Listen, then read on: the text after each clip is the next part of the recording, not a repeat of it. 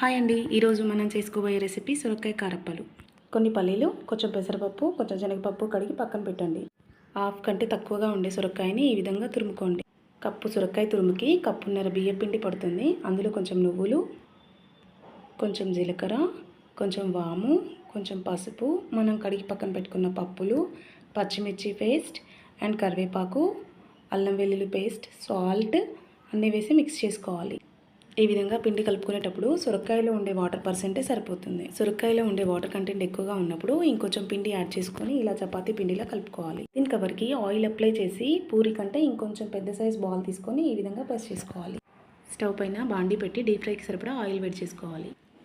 కారప్ప చేతితో చేయడం రాని వాళ్ళు ఇలా పూరి ప్రెస్లో కూడా చేసుకోవచ్చు. మనం పిండి కలుపుకునేటప్పుడు కావాలి అనుకుంటే కొత్తిమీర, పుదీనా, ఆనియన్స్ వేసి కూడా మిక్స్ చేసుకోవచ్చు. సొరకాయ కారప్పలో క్రిస్పీగా ఇష్టపడే వాళ్ళు పప్పుల్ని కడగకుండా వేయండి.